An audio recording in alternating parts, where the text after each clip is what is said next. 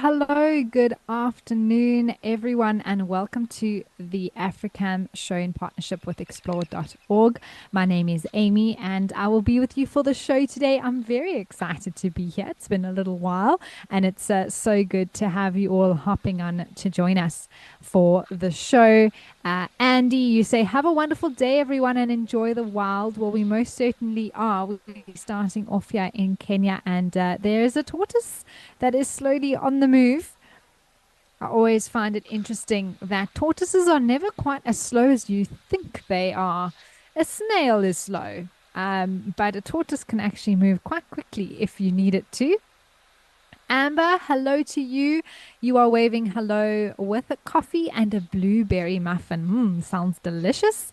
You say thank you to Amy for guiding us. It's a pleasure to be here, as well as to Explore in Africam for bringing these shows. And a special thank you to the Zoomies for finding these amazing moments through your time and talents.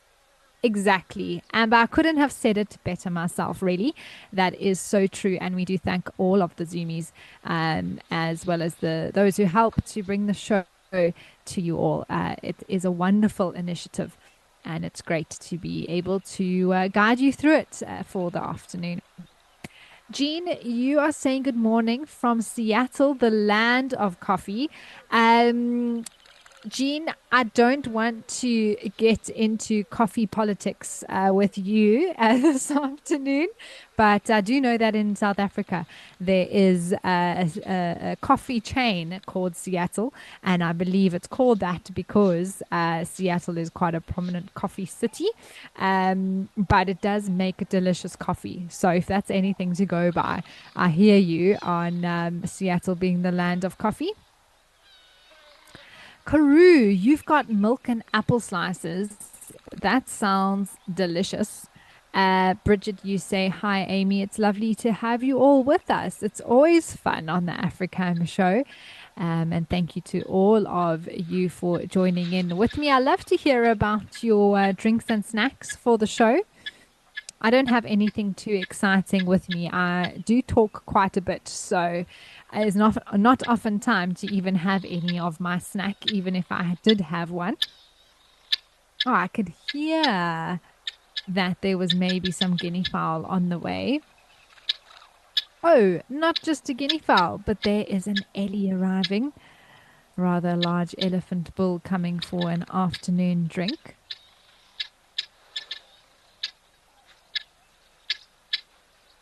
Mr. H, you say today you only have water and dates. Well, that's okay. Dates are delicious and water's good for you. So, no worries there. Bowl of kittens, hello to you as well. You say you just made it. Well, better late than never.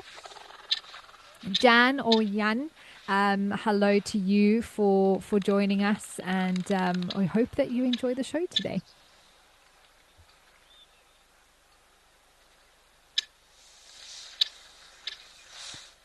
April Owl, you saying good morning from a cloudy Connecticut in the States, and you have a glass of raspberry iced tea. You are glad to be here. Raspberry iced tea sounds amazing. I must say, we've had a rather hot day here in the Lowveld where I live, and that does sound very delicious. And I might need to try and look to see if I can find some raspberry iced tea next time I'm at the store.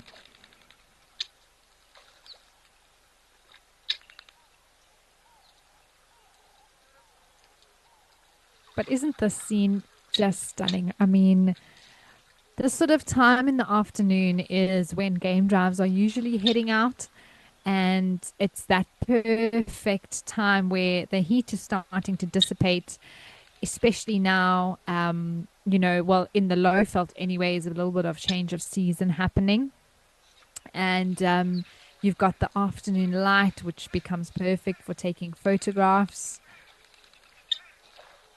And what a scene to be able to have this beautiful elephant who's come for a drink stopped right in front of us here at the water.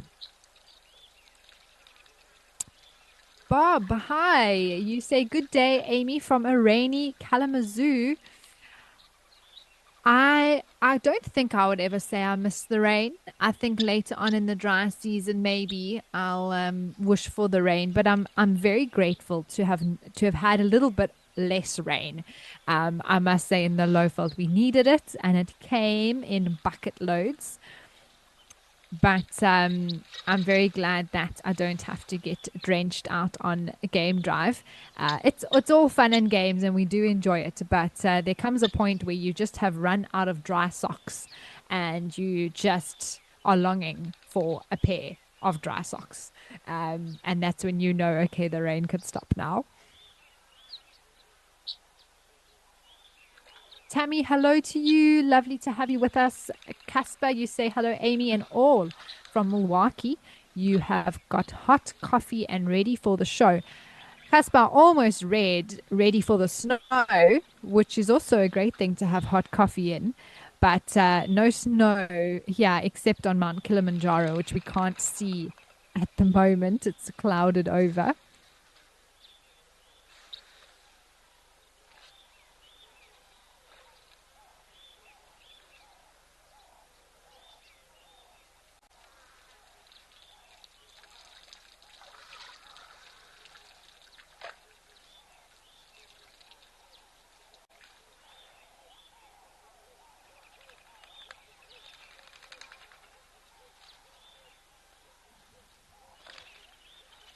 MG Leopard Spots, you say good morning, and that the bush coffee that you had on safari was strong and yummy.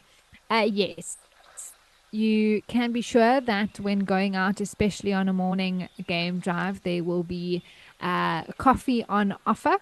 And hopefully, if the guide is any good at was been trained in any way, we know how important good coffee is out on drive. And I'm glad to hear that the coffee that you had was strong and yummy.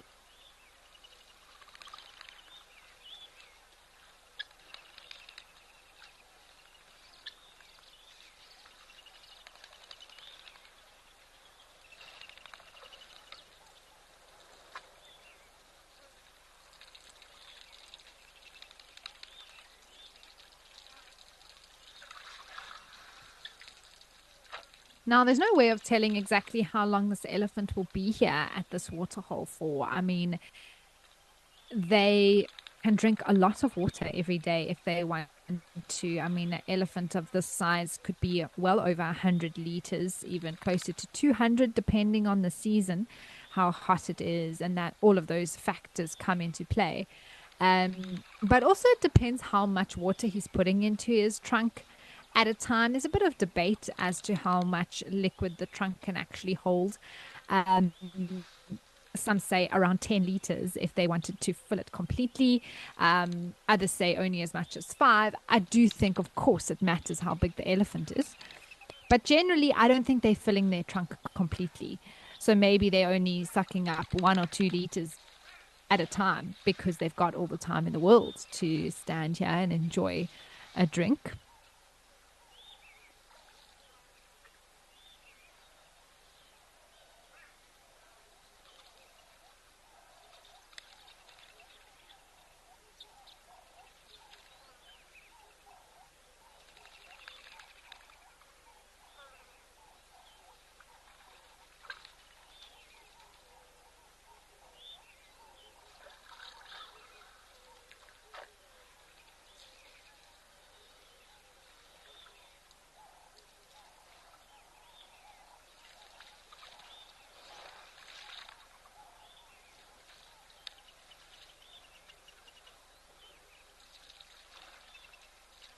I also love to watch the tip of the trunk. It always does a little bit of a, there we go, back and forth on top of the water before they go ahead and drink. And I like to think that's actually to clean off the top of the water. So whether it's any sort of debris that might be on top, maybe 1 or 2 insects or any dirt at all, they sort of push that away before they choose a particular spot to drink from. And elephants are particularly fussy when it comes to the water that they drink. If they can be, of course, desperate times, they're going to drink whatever they can get hold of. but they do like to sort of clean the surface like that.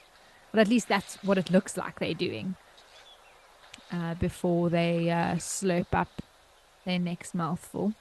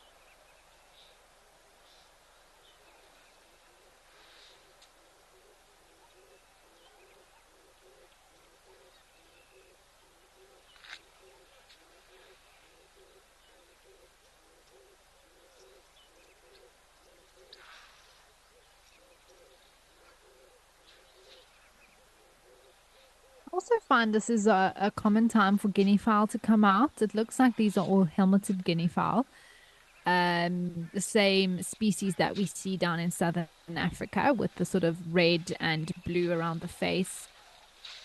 And it's often late afternoon when they'll come down and also come for a drink, actually. A rather small flock, unless there are some more that we can't see at the moment.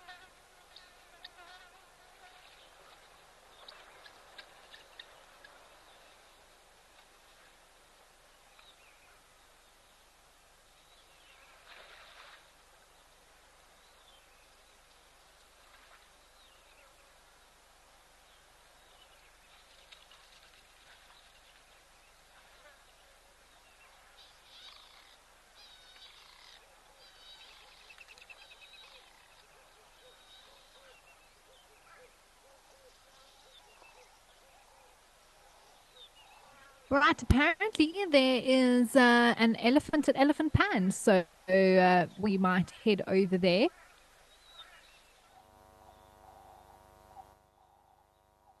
Ah, there we go. This place has had a lot of elephant action recently, and it's wonderful to know they're still around. But how green are all these mapani trees? Oh my word. It's quite unbelievable how different this spot looks in comparison to what we saw it as towards the end of last year before the rains came. My goodness. It almost looked a little bit like a desert vibe with completely these sort of bare trees and white bare ground. MG, you are asking, are caracals or servals ever seen at the waterholes? They most certainly are. And actually, where we just were, I know for a fact that caracal is seen there. Serval, absolutely. I can't think of a particular place now off the top of my head, but I know that they are also seen, particularly at night in the infrared when they are rather strictly nocturnal, caracal and serval for the most part. So when we do see them coming to drink, it's normally when all is very, very quiet.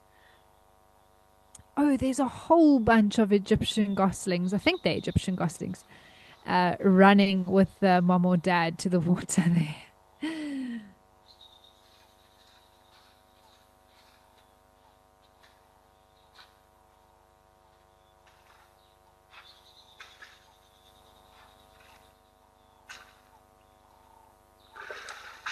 Wow, and look at the water. It looks like a mirror.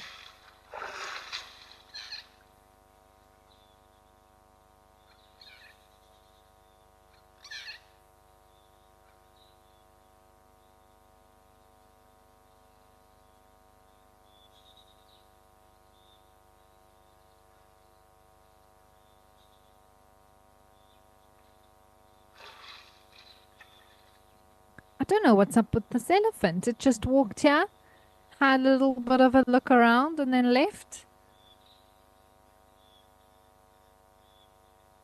Very interesting.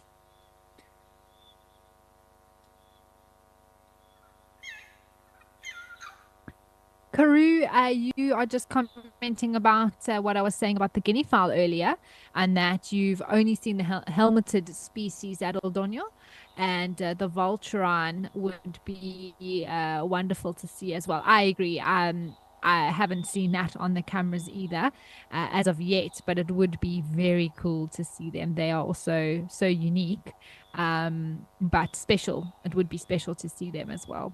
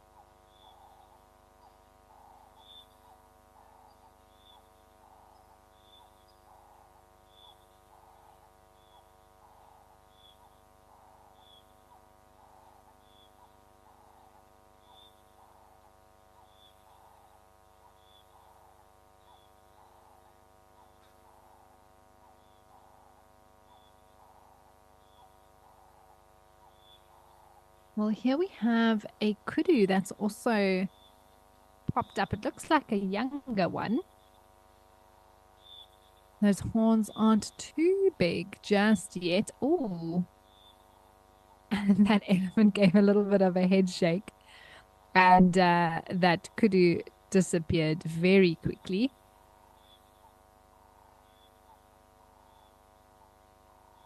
Interested to see if he comes back for a drink or if something was I'm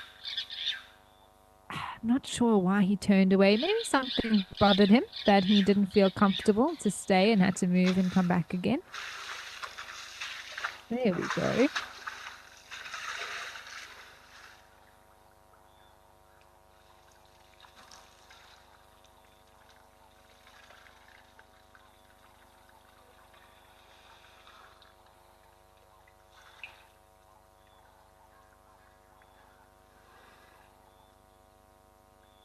Well, apparently some giraffe have arrived at Old Donyor, so we can go and see that this afternoon as well.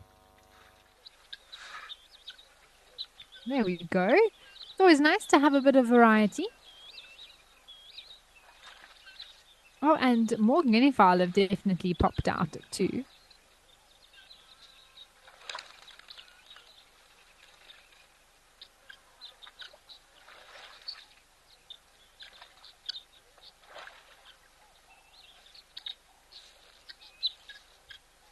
I always want to give a giraffe a round of applause when it makes it down to drink. I feel like it always takes such effort and concentration, and also with the way they are constantly checking around them, uh, you know, you really feel like it's an achievement when they eventually get down to drink.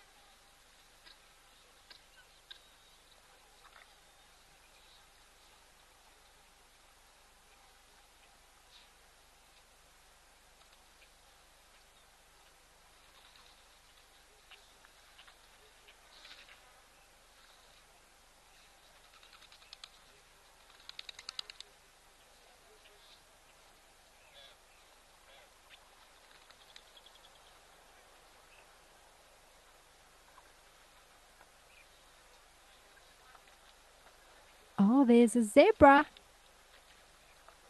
It's always nice to see zebras. They are one of my very favorite things to take photographs of. I think, other than, of course, leopards. But I just love a zebra. I think they're so photogenic and so striking, especially when you try to photograph them with their colors.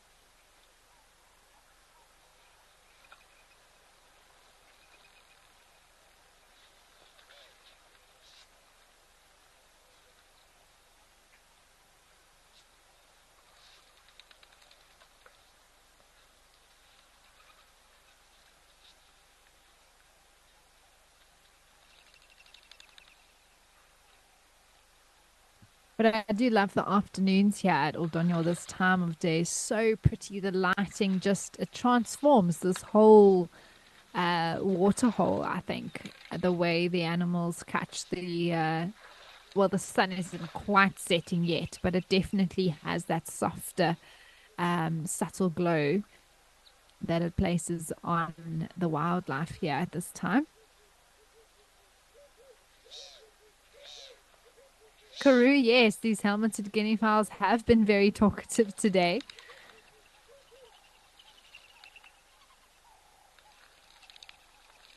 Earlier, I found the oxpeckers were very talkative too, but now they're not as loud.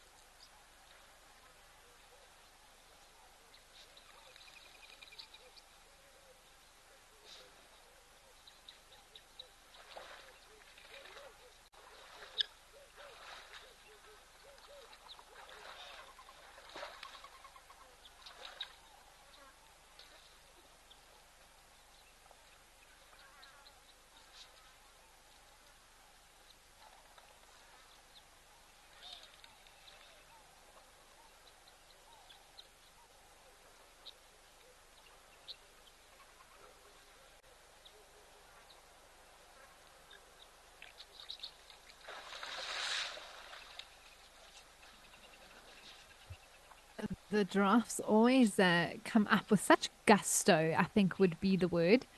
And I guess they can't really do it slowly in order to move the legs and get up to the position that they need to be, as well as lift up the head. They sort of do that all together in quite a quick motion. They're the zebras that we sort of had a glimmer of earlier. Well, that sounds like the oxpeckers now. They're a little bit louder.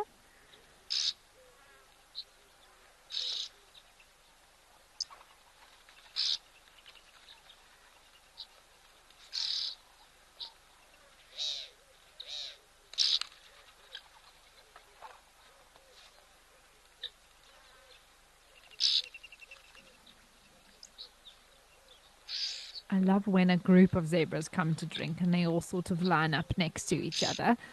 It's so beautiful. I think there's at least one oryx there in the background, maybe some impalas as well. Slowly but surely, the animals are coming out to say hello.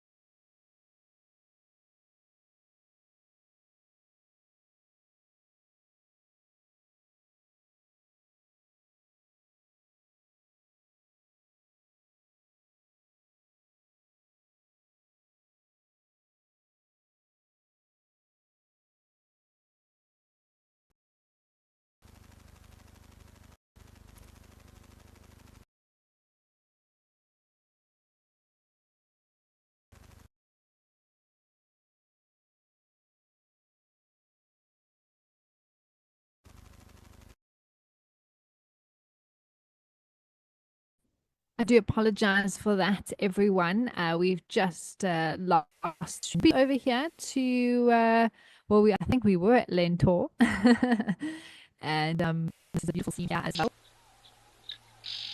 And we are back at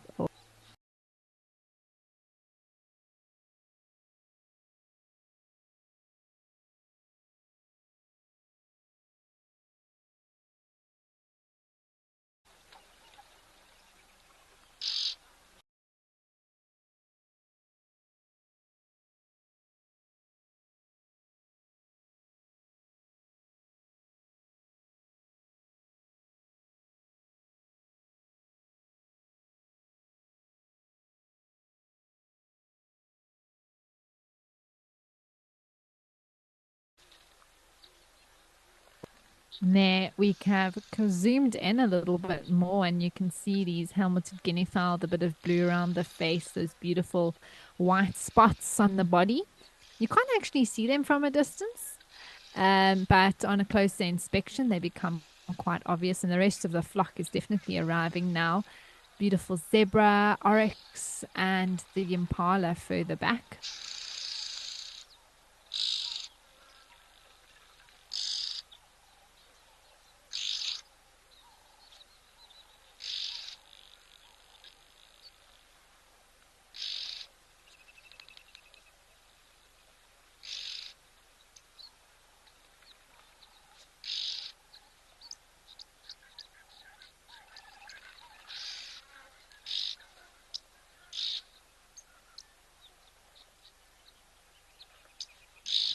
We were chatting the other day about zebra tails, and I mean, quite honestly, the oryx's tail is also moving very quickly.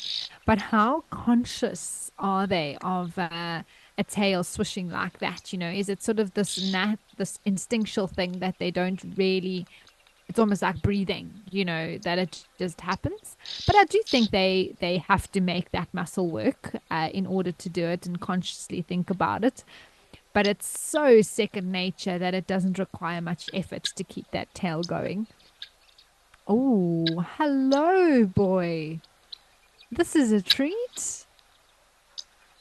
I was hoping we would see this elephant here now. And just look at those tusks. Goodness me.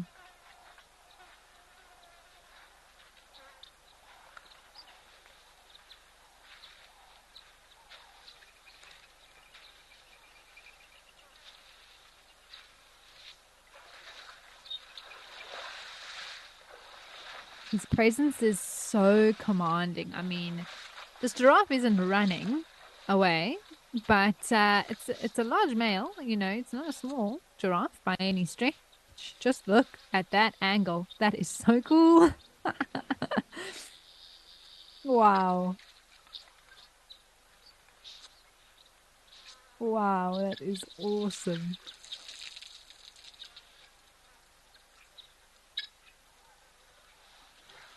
I love those lips as well. I think that is. Giraffes are just odd in so many ways. They are beautiful, but they are slightly odd. Their sort of eyes are bulgy. They've got these sort of very skinny heads. Their floppy lips.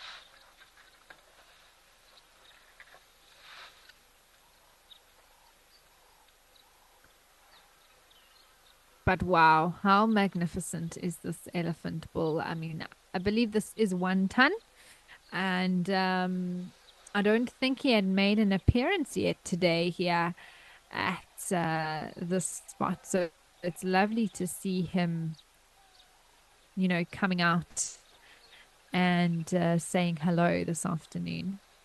But you can see he's an an older individual. Difficult to say an exact age, but even the way you can see his spine is quite prominent, even sunken in around the temples. Um, his he's very big, tall, and his tusks are huge, but his body mass is slightly smaller than I would say some of the other bulls that I've seen. And that all has to do with, his teeth wearing out. And an elephant's lifespan is really determined by those teeth and how long they can keep grinding up what they need to in order to get the nutrition that the elephant needs. And eventually, after 60 plus years, or even 50 plus years, I would say, um, they just can't do what 30-year-old elephants can teeth can do, but he's still so impressive, and those tusks are awesome to see. What a view. Bridget, you would love to see an oxpecker on a guinea fowl. Wow. That is very interesting. I don't know if I've seen an oxpecker on another bird, but I have seen a picture of a common bee eater sitting on a cory bastard, which was fascinating to me. It's the first time I had seen that sort of bird on bird um, sort of interaction before, where the carmine bee eater was perching on the cory bastard to be able to, catch flying insects as the cory bastard moved through the bushes or through the grass. So unlikely, I would say, to see an oxpecker on a guinea fowl, just because of the size. The oxpecker will be looking for parasites and ticks, not necessarily flying insects like other birds, for example, a common bee eater would be looking for. So for them, what would be the benefit to then sit on a guinea fowl? Probably not too much. And also just the movement of the guinea fowl is quite rapid, and there's not much space for that oxpecker to hang on. But anything's possible. I'm definitely not going to say that you'll never see an oxpecker on a guinea fowl, because lo and behold, next thing we see will be an oxpecker on a guinea fowl.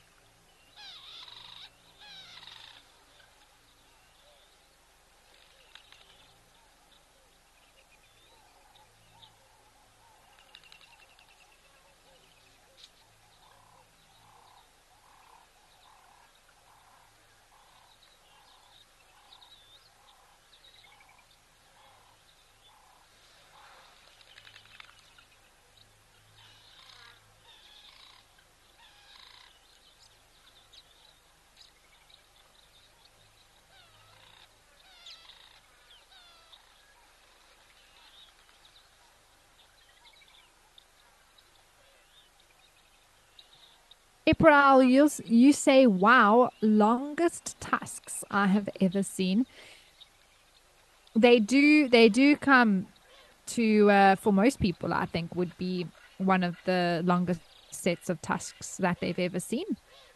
Personally, I think I have seen a bull with bigger tusks in the Kruger with both the same length as the one on one ton's left hand side.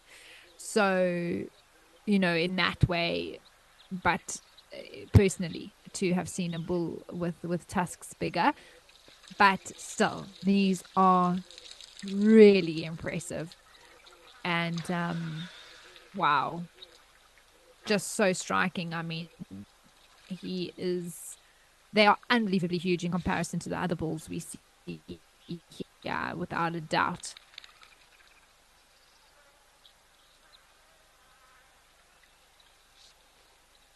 Yeah, Christy, bee eater on a cory bastard. Yeah, it's true. It's one of those very interesting things that nature sometimes provides you with. Peru, you say you've only seen a drongo land on a snake eagle. I've seen that happen a few times actually, with drongos and starlings that start dive bombing and mobbing birds of prey.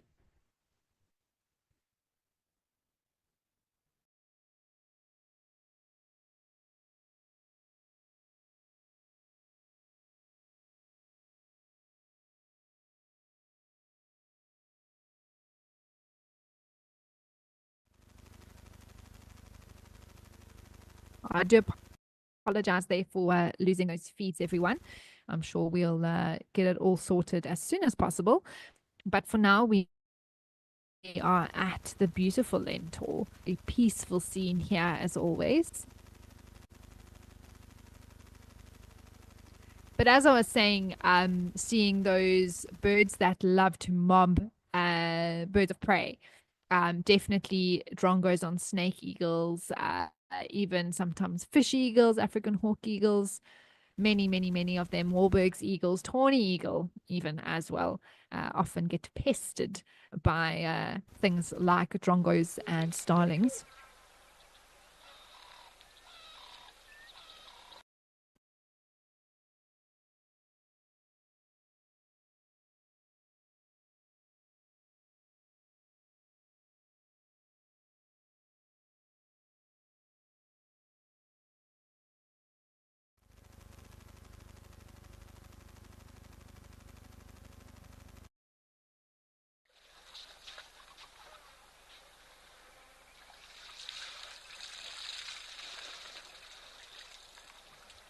We are back here, everyone, and it looks like One Ton has a friend that has arrived here too.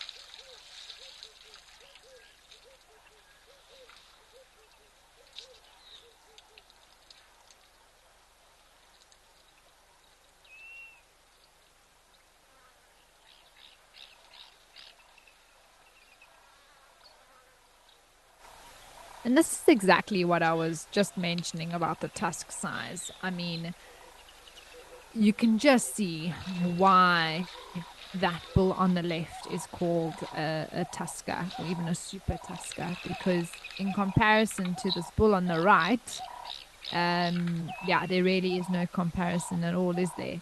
He is much larger. They probably triple the length of the bull on the right hand side.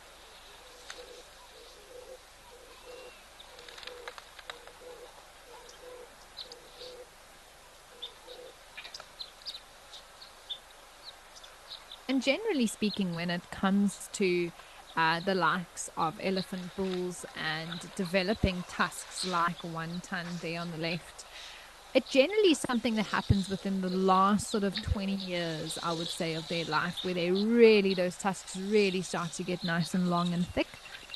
A lot of it comes down to genetics. Certainly, a bull must have the right genes to be able to develop a pair of tusks as impressive as One Tons here. But it also does come down to age as well, and something that, a younger bull is just not going to have a pair of tusks. It takes time to develop. Once they're sort of fully grown, the entire bone structure, that extra calcium and the things needed can then be rooted as such to really grow those tusks and to deposit there to get them to be really long and thick. And only later in a bull's life will you actually know if he is going to be a tusker or not.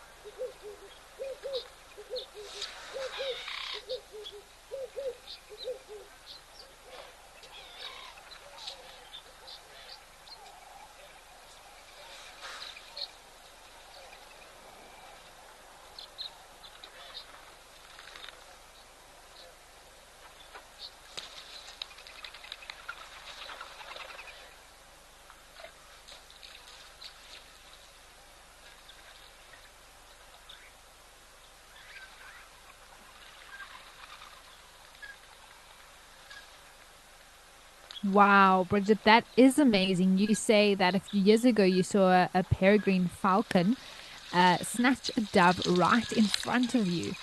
That is something incredible. I remember when I spent some time in the Kalahari National Park, one of the best things to do there is to just go sit at a waterhole and wait.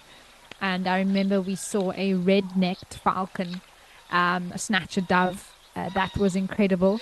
We also saw a falcon come down, try to catch a dove, and at the same time, these jackals ran and just floored it across the desert to get to this waterhole.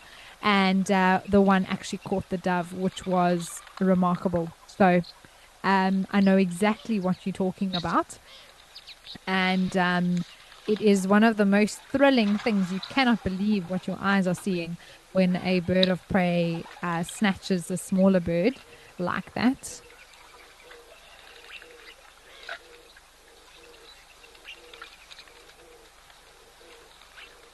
Christy, you say that you had a red-tailed hawk with a kill in your garden yesterday.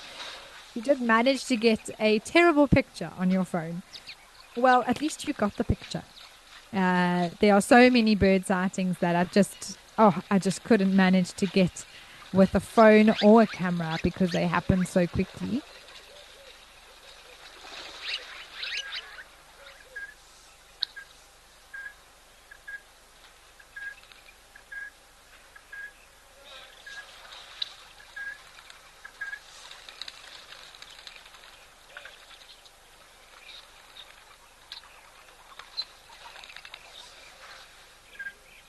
Wow, what a special show we've had today. It's been so relaxing and lovely to spend time at the waterholes with you all. Thank you for letting me know, everyone who was watching, what your drinks and snacks were today. That was great.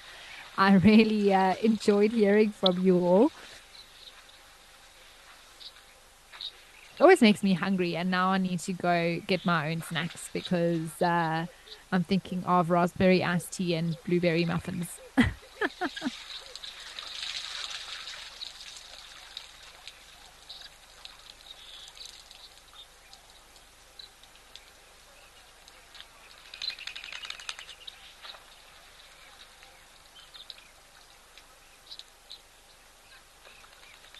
So many birds around all of a sudden. I mean, look at them all. Wow. Not just the guinea fowl, but I think those are mostly all doves there in the background too.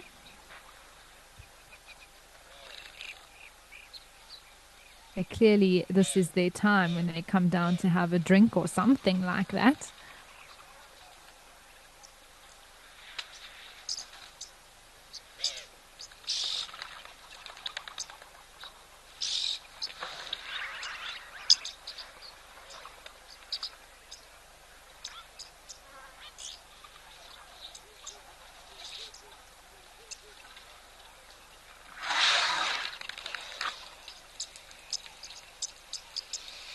Well, everybody, like I said, it's been wonderful to have joined you this afternoon.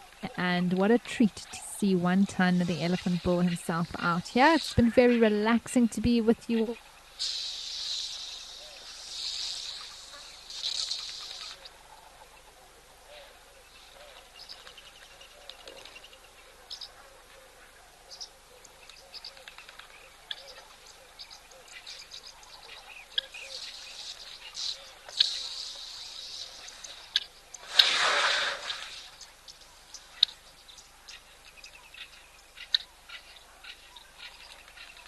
Well, thank you very much, everyone. And I wish you a pleasant evening or day ahead.